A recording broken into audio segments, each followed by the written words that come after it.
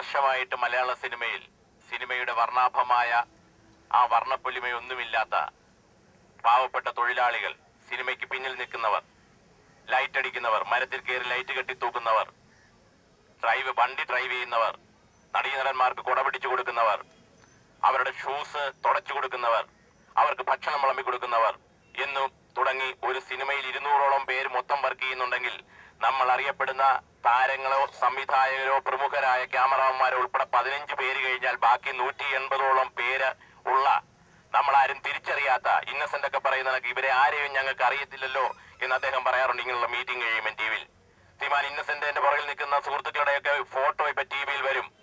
അത് നിങ്ങൾ നോക്കിയാൽ അറിയാം ഇതിലെത്ര ഡ്രൈവർമാരുണ്ട്. ഞാൻ വേണേ പേരും ആക്ടറുടെ കാർഡ് നിങ്ങൾക്ക് തരാം. ആർട്ട് ഡയറക്ടേഴ്സ് ഉണ്ട്, പ്രൊഡക്ഷൻ എക്സിക്യൂട്ടീവ്സ് ഉണ്ട്, പ്രൊഡക്ഷൻ ബോയ്സ് ഉണ്ട്, ഡ്രൈവർമാരുണ്ട്, മേക്കപ്പ് അസിസ്റ്റൻസ് ഉണ്ട്. ഇങ്ങനെ വരുന്ന ആയിരങ്ങളുടെ മുഖങ്ങൾ ഇന്നസെന്റ് പണ്ട് നമ്മുടെ സംവിധായകൻ മോഹനൻ സാറിന്റെ പ്രൊഡക്ഷൻ മാനേജറായിട്ട് വർക്ക് ചെയ്യുമ്പോൾ ഇന്നസെന്റിന്റെ മുഖം ആർക്കും അറിയത്തില്ലായിരുന്നു. അന്നൊരു ബാഗും പിടിച്ച് പ്രൊഡക്ഷൻ എക്സിക്യൂട്ടീവ് ലത്തീഫ് എന്ന് പറയുന്ന പ്രൊഡക്ഷൻ എക്സിക്യൂട്ടീവിന്റെ അസിസ്റ്റന്റ് ആയിട്ട് ഇന്നസെന്റ് ഏട്ടൻ വർക്ക് ചെയ്യുമ്പോൾ ചിലപ്പോൾ അറിഞ്ഞിരിക്കത്തില്ല. ഇന്ന് അദ്ദേഹത്തെ അറിയും, കാരണം അദ്ദേഹം നടനായി.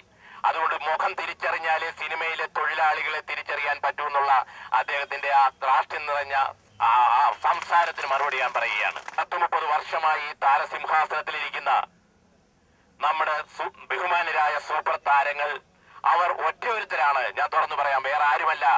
അവരുടെ പാദസേവ ചെയ്യുന്ന, അവർക്ക് വേണ്ടി ശിങ്കിടി പാടുന്നവരാണ് ഇവിടുത്തെ മുഴുവൻ സംഘടനകളും മലയാള സിനിമയിലെ. ഇപ്പൊ അവസാനമായിട്ട് നമ്മുടെ സഖാവ് കാനം പറഞ്ഞ പോലെ ആ വാർത്ത ശരിയാണെങ്കിൽ അവസാനമായിട്ട് നമ്മുടെ സാംസ്കാരിക വകുപ്പ് മന്ത്രിയും ഈ സൂപ്പർ സ്റ്റാറുകളുടെ പാദസേവ ചെയ്യുന്ന ആളാണെന്ന് പറയാൻ എനിക്ക് യാതൊരു മടിയുമില്ല. ഞങ്ങൾ മൈക്ക് ഫെഡറേഷൻ ഉണ്ടാക്കുമ്പോൾ ഒരു ഡ്രൈവർക്ക് 24 മണിക്കൂർ വണ്ടി ഓടിച്ചാൽ ഒരു ഡ്രൈവർക്ക് കിട്ടുന്നത് 180 രൂപയായിരുന്നു 2006-ൽ. 4 ദിവസം 2007-ൽ സമരം ചെയ്തു. 4 ദിവസം മലയാള സിനിമ സ്തംഭിപ്പിച്ചുകൊണ്ട് 180 രൂപ 300 രൂപയാക്കാൻ സമരം ചെയ്തു.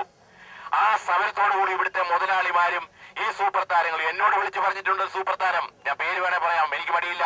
അദ്ദേഹം പറഞ്ഞു, വിനയ ഞങ്ങൾ ടിപ്പ് കൊടുക്കുന്ന കാശില്ലല്ലോ, താൻ 150 രൂപ ഇപ്പൊ 300 രൂപയാക്കണമെന്ന് നമ്മൾ സമരം ചെയ്യല്ലേ, ഞങ്ങൾ ടിപ്പ് കൊടുക്കുന്ന കാശില്ലല്ലോ. ഞാൻ പറഞ്ഞു, സാർ നിങ്ങളുടെ പിച്ചക്കാശല്ല ഞങ്ങൾ ചോദിച്ചത്, നിങ്ങൾ വലിച്ചെറിയുന്ന പിച്ചക്കാശുണ്ടല്ലോ അതല്ല, നിങ്ങൾ കോടികൾ മേടിച്ചിട്ട് വലിച്ചെറിയുമായിരിക്കും കാറ്റത്ത്, അത് പിടിച്ചെടുക്കാനായിട്ട് പാവപ്പെട്ടവർ കൈനീട്ടുമായിരിക്കും, അതല്ല ഞങ്ങൾ ചോദിച്ചത്. 180 രൂപ 24 മണിക്കൂറിൽ വണ്ടി ഓടിക്കുന്ന ഒരു ഡ്രൈവർക്ക് കൊടുക്കുന്നത് നേരെ ശരിയാണോ? അവസാനം ഞങ്ങൾ 300 രൂപ മേടിച്ചുകൊണ്ട് 4 ദിവസത്തെ സമരം തീർത്തു. സുഹൃത്തുക്കളെ, പറയുവാനാണെങ്കിൽ ഞങ്ങളുടെ പീഡനങ്ങൾ, ഞങ്ങൾ അനുഭവിച്ച പ്രശ്നങ്ങൾ, ഞങ്ങളുടെ ഈ പറയുന്ന മൈക്ക് ഫെഡറേഷൻ പിളരാനുണ്ടായ കാരണം തന്നെ നിങ്ങൾക്കറിയാം. ഒരു നടൻ, ഒരു യുവ നടൻ ഒരു സംവിധായകനെ വഞ്ചിച്ചു. അദ്ദേഹത്തിന്റെ കെയർ ഓഫിൽ 40 ലക്ഷം രൂപ അഡ്വാൻസ് കൊണ്ട് ദിലീപ് എന്ന് പറയുന്ന നടന് കൊടുത്തിട്ട് ആ തൊട്ടടുത്ത ദിവസം ആ ദിലീപ് എന്ന് പറയുന്ന നടൻ പറഞ്ഞു, ഈ സംവിധായകനെ മാറ്റണം, കാരണം ഇയാളെ പടങ്ങൾ ഓടുന്നില്ല, തുളസീദാസിന്റെ പടങ്ങൾ ഓടുന്നില്ല. അപ്പോൾ ഒരു പ്രൊഫഷണൽ എത്തിക്സ് വേണം എന്ന് പറഞ്ഞപ്പോ ഇവിടെ മറ്റു താരങ്ങൾക്ക്, സൂപ്പർ താരങ്ങൾക്ക് മനസ്സിലായി, ഇന്ന് ദിലീപിനോട് ഇത് പറഞ്ഞാൽ കോടിക്കണക്കിന് രൂപ അഡ്വാൻസ് വാങ്ങി കയ്യിൽ വെച്ചിരിക്കുന്ന ഞങ്ങൾ സൂപ്പർ താരങ്ങൾക്ക് നാളെ പ്രശ്നമാകും. ഇന്നൊരു ആൾ 10 ലക്ഷം രൂപ അഡ്വാൻസ് കൊടുത്തൊരു സൂപ്പർ താരത്തിന്റെ ഡേറ്റ് മേടിച്ചാൽ നാളെ നിങ്ങൾ ചെന്ന് 25 ലക്ഷം രൂപ കൊടുത്താൽ ആ 10 ലക്ഷം കൊടുത്തവനെ 10 വർഷത്തേക്ക് മാറ്റുക. അങ്ങനെ യാതൊരു ധാർമ്മിക ബോധവുമില്ലാത്ത ഒരു സിനിമാ വ്യവസായമാണ് ഈ കോടികൾ കൈകാര്യം ചെയ്യുന്ന മലയാള സിനിമയിൽ നടക്കുന്നത്. അതിനെ ഒരു സംഘടന എന്ന നിലയിൽ ചോദ്യം ചെയ്തു. ആ ഒറ്റ കാരണത്താലാണ് മൈക്ക് ഫെഡറേഷൻ പിളർന്നത്. നമ്മുടെ ബഹുമാന്യനായ സാംസ്കാരിക വകുപ്പ് മന്ത്രി, അദ്ദേഹം നിഷ്പക്ഷമായിട്ട് പ്രവർത്തിക്കേണ്ട ആളാണ്. ഞാൻ ഭയരഹിതനായി, ഞാൻ നിഷ്പക്ഷതയോടെ ജോലി ചെയ്യാമെന്നാണ് സത്യപ്രതിജ്ഞ ചെയ്യുന്നത്. ഈ തൊഴിലാളി വർഗത്തിന്റെ സംഘടനയെ, രജിസ്ട്രേഡ് ട്രേഡ് യൂണിയനായ മൈക്ക് ഫെഡറേഷനെ അതിനെ തള്ളിപ്പറഞ്ഞുകൊണ്ട് ആ മൈക്ക് ഫെഡറേഷനെ ചർച്ചയ്ക്ക് പോലും വിളിക്കാതെ അദ്ദേഹം ഇവിടെ നാടകം കളിച്ചപ്പോൾ ഞങ്ങൾക്ക് സംശയമുണ്ടായിരുന്നു. ഇന്നലെ മലയാളത്തിലെ ഒരു പ്രമുഖ ചാനൽ പറഞ്ഞു, ഐഫക്കിന്റെ ജനറൽ സെക്രട്ടറി ഗുഹനാഥന് അദ്ദേഹം കത്ത് കൊടുത്തിരിക്കുന്നു. മലയാള സിനിമയിൽ സൂപ്പർ സ്റ്റാറുകൾ സ്പോൺസർ ചെയ്യുന്ന പ്രൊഫ്റ്റയ്ക്ക് അഫിലിയേഷൻ കൊടുത്താൽ മതി, മൈക്കിക്ക് കൊടുക്കണ്ട. ശ്രീമാൻ ബേബി, ഇതിന് അൺഎത്തിക്കൽ, അൺകൾച്ചേർഡ് എന്നൊക്കെയാണ് പറയുന്നത്. സംസ്കാര ശൂന്യമായ പ്രവൃത്തിയാണ്. താങ്കൾക്ക് സംസ്കാര ബോധമുണ്ടെങ്കിൽ ഞങ്ങൾ സിനിമാക്കാരുടെ ഈ വകുപ്പെങ്കിലും നിങ്ങൾ മാറ്റണം. നിങ്ങൾ രാജിവെക്കത്തില്ലെന്ന് ഞാൻ ഉറപ്പുണ്ട്. ഈ സിനിമാക്കാരുടെ വകുപ്പ് കൈയാളാൻ നിങ്ങൾക്ക് യാതൊരുവിധ അർഹതയുമില്ല. ഞങ്ങൾക്കിത് ഇന്നും ഇന്നലെയുമല്ല സംശയമുണ്ടായിരുന്നു. നേരത്തെ കഴിഞ്ഞ വർഷം നവംബർ മാസത്തിൽ ഈ തൊഴിൽ നിഷേധം തുടങ്ങിയ സമയത്ത് തന്നെ ഞങ്ങൾ ഒരു തൊഴിൽ നിഷേധത്തിനെതിരെ സംരക്ഷണ സമിതി ഉണ്ടാക്കി, തൊഴിൽ സംരക്ഷണ സമിതി. അതിന്റെ ചെയർമാൻ സഖാവ് കാനം പറഞ്ഞു വിനയ അദ്ദേഹം ചെയർമാനായിട്ടിരിക്കട്ടെ, ഞാനും വിനയനും വൈസ് ചെയർമാൻ. കഴിഞ്ഞ അന്ന് അഫിലിയേഷൻ ഒന്നുമില്ല AITUC-യില്. അന്ന് ഒരു അസോസിയേഷൻ ഉണ്ടായി, ഒരു തൊഴിൽ നിഷേധത്തിനെതിരെ ഞങ്ങളൊരു സമര സഹായ സമിതി ഉണ്ടാക്കി.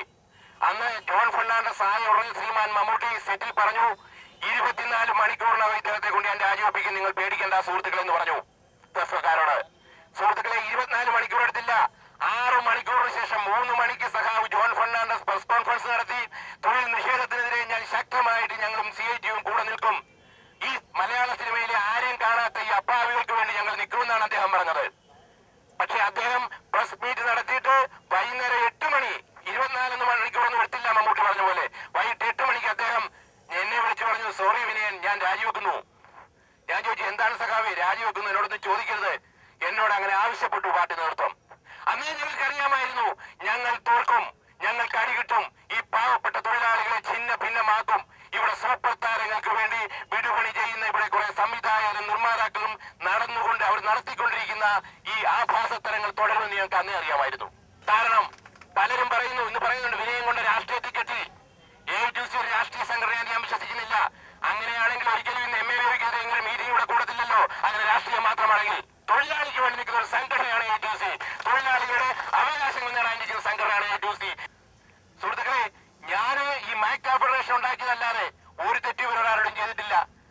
ഞാൻ ആരുടെയും സിനിമ തട്ടിപ്പറിക്കാൻ പോയിട്ടില്ല. ഞാനൊരു സൂപ്പർ സ്റ്റാറിനെയും പറയാറുണ്ട് ഡേറ്റ് ചോദിക്കാൻ പോയിട്ടില്ല. അന്തന്റെയും ബെദിരന്റെയും ഊമയുടെയും ഒക്കെ കഥ എടുത്തിട്ട് അങ്ങനെയുള്ള കൊച്ചു കൊച്ചു സിനിമകൾ മലയാളത്തിലെടുത്ത് വന്ന ഒരാളാണ് ഞാൻ. അല്ലാതെ ഒരിക്കലും ഞാൻ സൂപ്പർ സ്റ്റാർ ചിത്രങ്ങൾ എടുത്തല്ല പേരുണ്ടാക്കിയിരിക്കുന്നത്. ലോകത്തെ ഏറ്റവും നല്ല കലാകാരന്മാരാണെന്ന് ചോദിച്ചാൽ ചൂണ്ടിക്കാണിക്കുന്ന പോലെയുള്ള തിലകൻ ചേട്ടനെയാണ് അവർ ക്രൂശിച്ചത് എനിക്ക് വേണ്ടി. നിങ്ങൾക്കറിയുമോ, എന്റെ പടത്തിൽ അഭിനയിക്കുന്ന ഒറ്റ കാരണത്താലാണ് തിലകൻ ചേട്ടനെ അവർ വിലക്കിയത്, അല്ല ഒന്നുമല്ല. അതൊക്കെ ഇവിടുത്തെ ജനങ്ങൾക്ക് എല്ലാവർക്കും അറിയാം. കാരണം അദ്ദേഹത്തെ ക്രിസ്ത്യൻ ബ്രദേഴ്സ് എന്നുള്ള പടത്തിൽ നിന്ന് വിലക്കുമ്പോൾ അതിന്റെ പ്രൊഡ്യൂസർ പറഞ്ഞിരുന്നു തിലകൻ ചേട്ടനെ വിലക്കണമെന്ന് ഫെഫ്റ്റയും സൂപ്പർ സ്റ്റാറുകളും പറഞ്ഞിരുന്നു. കാരണം വിനയന്റെ പടത്തിൽ അഭിനയിച്ചു. അതിവിടെ ആരും ചർച്ച ചെയ്യുന്നില്ല. എന്തായിരുന്നു വിനയൻ ചെയ്ത തെറ്റ്? മൈക്ക് ഫെഡറേഷൻ ഉണ്ടാക്കി. അതിനെ വെല്ലുവിളിച്ചുകൊണ്ട് ഞാൻ സിനിമ എടുത്തു. ഞാൻ പണ്ടും പുതിയ പിള്ളേരെ വെച്ച് സിനിമ എടുക്കാറുള്ളതാണ്, നിങ്ങൾക്കറിയാം. ഇപ്പൊ എടുത്തുകൊണ്ടിരിക്കുന്ന യക്ഷിയും ഞാനും. ആ സിനിമ ഞാൻ പറഞ്ഞു അതിന്റെ മീറ്റിംഗില്, ഇത് പ്രദർശിപ്പിക്കാൻ തിയേറ്റർ തന്നില്ലെങ്കിൽ ജംഗ്ഷനുകളിൽ ഞങ്ങൾ ബാനറുകൾ കെട്ടി സ്ക്രീൻ കെട്ടി അതിൽ ഞങ്ങൾ ഈ സിനിമ അവതരിപ്പിക്കും, ജനകീയ സിനിമയായിട്ട് അവതരിപ്പിക്കും എന്ന് പറഞ്ഞതാണ് നമ്മൾ. സുഹൃത്തുക്കളെ, ആ സിനിമ തുടങ്ങി നിങ്ങൾക്കറിയാമോ, റിട്ടേൺ ഞാൻ എല്ലാ ചാനലുകളിലും ആ പേപ്പർ കാണിച്ചതാണ്. ഇവിടുത്തെ ഫെഫ്റ്റയും പ്രൊഡ്യൂസേഴ്സ് അസോസിയേഷന്റെ ജനറൽ സെക്രട്ടറി സുരേഷ് കുമാർ വായിച്ച കത്ത് മേലോട്ട് മദ്രാസിലോട്ട്, വിനയന്റെ പടത്തിൽ സഹകരിക്കരുത്. ഈ സാംസ്കാരിക കേരളത്തിൽ ശരിയാണോ? ആരെങ്കിലും ചോദ്യം ചെയ്യപ്പെട്ടോ, ചർച്ച ചെയ്യപ്പെട്ടോ?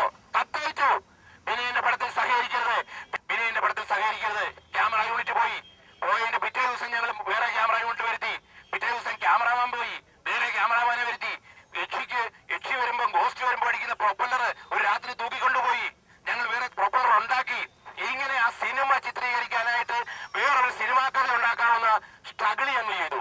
അത്രയും കഷ്ടപ്പെട്ടു. അങ്ങനെയാണ് യക്ഷിയും ഞാനും എന്നുള്ള ചിത്രം ചിത്രീകരണം തീർക്കുന്നത്. ആ ചിത്രം ജൂലൈ 15 റിലീസാണ്. അതിന്റെ ഓഡിയോ കാസറ്റ് റിലീസ് ഈ 25-ാം തീയതി നടക്കുകയാണ്. മലയാള സിനിമയ്ക്ക് ഒരു പറ്റം പുതുമുഖങ്ങളെ. രവീന്ദ്രൻ മാസ്റ്റർ മകൻ സാജൻ മാധവ് ആദ്യമായിട്ട് സംഗീതം ചെയ്യുന്നു. അതിനകത്ത് പുതിയ ക്യാമറാമാൻ വരുന്നു. മലയാളത്തിൽ ആദ്യമായിട്ട് റെഡ് ക്യാമറ പരീക്ഷിക്കുന്നു. പുതിയ കോസ്റ്റ്യൂമറാണ്, പുതിയ മേക്കപ്പ് മാനാണ്, പുതിയ എഡിറ്ററാണ്. ഒരു പറ്റം പുതിയ ആൾക്കാരെ കൊണ്ടുവരികയാണ്. അപ്പം ഇങ്ങനെയൊന്നും ചെയ്യുന്ന ഒരുത്തന്റെ മുന്നിലും കൈ നീട്ടാതെ, ഒരു സൂപ്പർ സ്റ്റാറിന് പുറകെ പോകാതെ കൊച്ചു ചിത്രം എടുക്കുന്ന ഒരു കലാകാരൻ എന്നുള്ള എന്നെ എന്തിനാണ് ഇവർ ഘോഷിച്ചത്? നമ്മൾ പറയാറുണ്ടല്ലോ ഫെയ്ത്ത് ലക്ക് എന്നൊക്കെ പറയാറുണ്ടല്ലോ. അത് മൈക്ക് ഫെഡറേഷൻ ഇവിടെ തിരിച്ചു വന്നിരിക്കുന്നു. കോടതി വിധി വന്നിട്ടുണ്ട്. അത് അടുത്ത ദിവസം മറ്റന്നാൾ കോടതി വിധിയുടെ